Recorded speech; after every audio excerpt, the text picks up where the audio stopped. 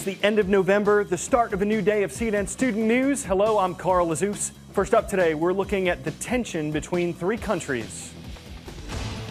And those are Afghanistan, Pakistan, and the United States.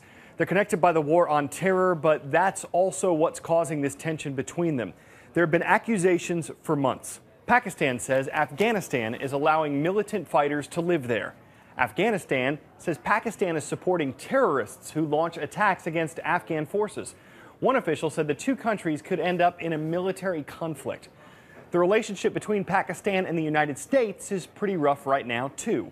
The countries have fought together against al-Qaida, but the head of the terrorist group, Osama bin Laden, was found inside Pakistan. And Pakistan is still angry about the U.S. raid inside its borders to kill bin Laden.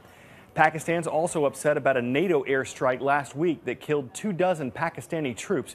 U.S. commanders are investigating what happened. Pakistan responded by boycotting a conference on the future of Afghanistan. Other officials said that decision would hurt efforts to try to create stability in this region. What's the word? It's a financial term that describes a business that can't pay its debts. Bankrupt. That's the word.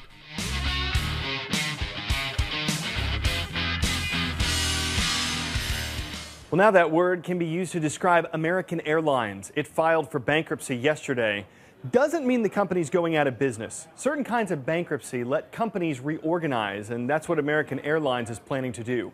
During that time, the airline says it'll honor all of its tickets and reservations, and it plans to run a normal flight schedule. So if you have a trip booked on American Airlines, you shouldn't be affected. American was one of the last major U.S. airlines that actually hadn't filed for bankruptcy. But company officials said they weren't able to compete with other airlines that can spend less money because they've already gone through bankruptcy reorganizations. Congress has a busy few weeks ahead as the year winds down. This week, lawmakers are considering whether or not to extend a couple things. First, a payroll tax cut. Less money has been taken out of American workers' paychecks, which means more money in their pockets. If Congress doesn't extend it, it would be like raising taxes. But the extension would cost around $115 billion, and that money would have to come from somewhere. Congress is also considering an extension of long-term unemployment benefits. They're set to run out for more than 2 million Americans at the start of 2012. The federal government has been helping pay to keep them going, but the price tag for extending those is around $55 billion. Well, there's a new study out about head injuries in sports. You might be thinking football. This one is about soccer. It was just a small study, just 39 players, so the results will need to be seen in other players before they can be considered conclusive. The research says players who hit the ball with their heads too much could cause damage to their brains. The study looked at how water molecules move through the white matter in the players' brains. In healthy brains, there's a solid pattern. In injured brains, the molecules move more randomly. So how many headers is too many? Well, the study says if you take more than around 1,300 headers per year, that's when you could be causing some damage. The effect is similar to head injuries in football. You can see it on this animation. When the head is hit, the brain swells up. In the soccer study, scientists said the damage seemed to be connected with memory problems and how quickly players' brains could process information. Dr. Sanjay Gupta says the sport isn't what matters here. The big issue is how the brain is affected. Keep in mind, a lot of the focus has been on football specifically, and we've done a lot of reporting on this.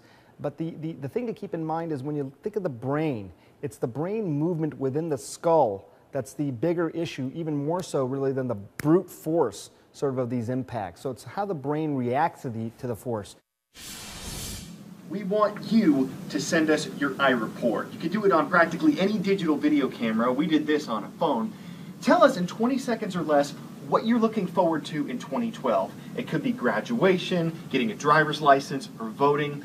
The only thing is, you've got to be at least 13 years old, and we only want to hear you talking, so no music or anything like that. The deadline for this is Thursday, December 8th. Send us your iReports in the Spotlight section at cnnstudentnews.com.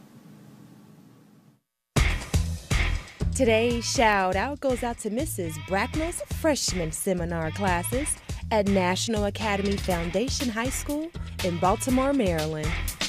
Which planet is named after the Roman god of war? You know what to do. Is it Mercury, Mars, Jupiter, or Neptune? You've got 3 seconds. Go.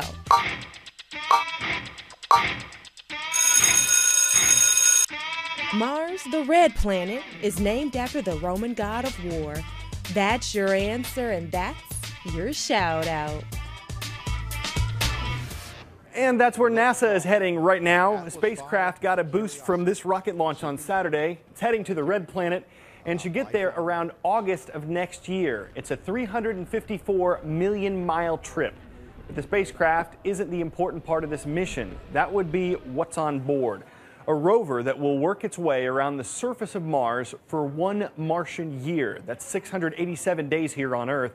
The project has a price tag. It costs around $2.5 billion. The payoff could be an answer to an age-old question. John Zarella fills us in on that. Mars. Does life exist there? Did it ever? NASA is poised to take its boldest step towards answering questions that could change forever our view of humanity's place in the universe. I think the best way of saying why we're so excited about this mission is that it sets us up for the future of finally answering that really age-old question of does life exist on other planets? The mission is called the Mars Science Laboratory, or MSL. The most sophisticated vehicle ever sent to Mars, it has the capability to detect signs of life. If it works, come next August, after traveling 350 million miles, a 2,000-pound six-wheel rover called Curiosity will arrive at the red planet. Using a tether system never tried before, it will be lowered down to a place called the Gale Crater.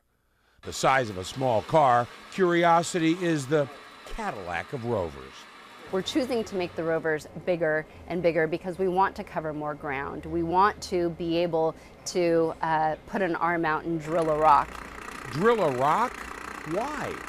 On Mars, if life exists as single-cell organisms, or if it ever existed, we believe it will be under the ground or inside rocks. Inside Gale Crater sits what scientists believe is a layered mountain. In essence, the history of Mars told in the layers. And if water ever flowed on Mars, it might have been in that crater. Curiosity's arm will collect samples and place them in its onboard laboratory with the ability to detect organic material. Now, if we discover organic materials on Mars, then it gets very exciting. The chances of it may be low, but the payoff is huge. Organic materials are required for life as we know it. But it won't mean life exists, just the building blocks. If you go to the driest desert on Earth, can you find life on your samples if you do a year robotic study? Probably not. It's actually quite difficult. Life has to stick up and make itself seen.